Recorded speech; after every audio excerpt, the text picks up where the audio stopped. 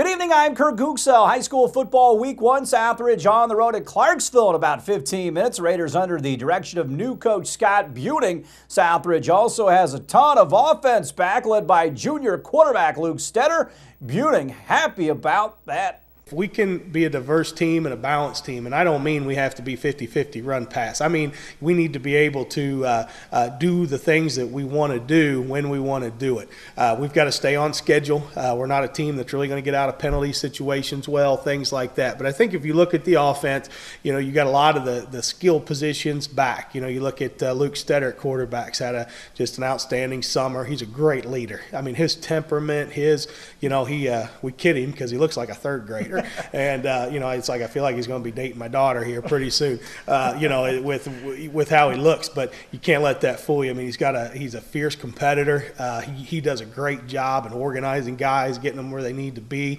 I'll never forget he got hit in one of our scrimmages, got hit hard, and we just blew a protection. And he got up, patted the guy on the head, said, "You'll get him next time." And when your quarterback does that, as a coach, you love that because that takes a lot of maturity and a lot of guts to do that.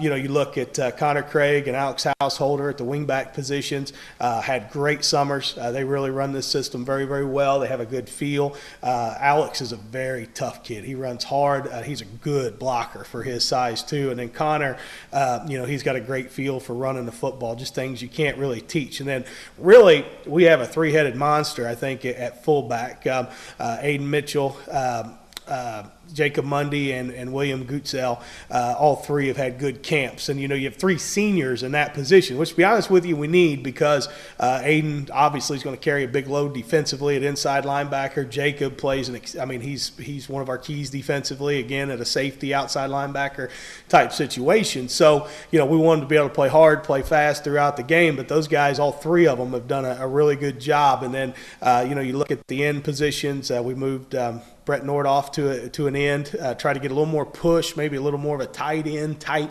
body in there. He's had a good summer. Cody Thompson's had a really good summer. The guys up front, Ethan Schweppe, he's a name that most people recognize the Schweppe name around here with big, strong, physical kids, and he's done a good job. And you go down the line, Alex Merkel and Logan Salmon's had a really good camp, and Bryce Harder and Javi Canales. So and then we've got a lot of guys rotating in, and a lot of guys who I think could steal one of those spots at any point. So we feel good about our guys offensively.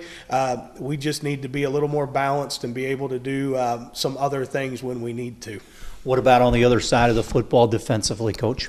Well, I've been very pleased defensively. We had really on both sides of the ball. We had some key players we needed to replace, and our D line's been coming along. Coach Jay Maxey does a great job with those guys, and they're coming along. They're getting better every day. We need to continue to get some depth. Schweppe and Merkel are guys we talked about who do a really good job, but you're talking both sides of the ball, playing a physical position. We've still got some battles going on at the other tackle and end position, especially with Jerry Mundy out right now. I think the strength, though, if you look at that linebacking core with Jacob Mundy, you look at Aiden Mitchell and Brett Nordoff, and we got Bo Schneider. I mean, those are all names that are recognizable from last season, and they're tough, physical kids, have a really good feel for the football. And then in the secondary, Cody Thompson. I mean, anytime you've got a 6'5" athletic player like that, that's quite a luxury. And we can move him around. And Alex Householder, same deal. I love watching that kid play. I mean, he flies around, and he maybe needs to have a little more regard for his body than what he does. But you certainly appreciate that. And then Justin King has worked himself into one of our corner positions. And then Mikey Boyd, another senior, we're counting on him to really be kind of a utility guy for us, and he's going to play a huge role with all that. So, it all starts with the run. You got to own the line of scrimmage. We got to stop the run, and we got to establish the run. And there's going to be some teams that are really going to challenge us in both of those areas. And then from there, we've got to be able to get to the football and be aggressive, and we're going to keep that style.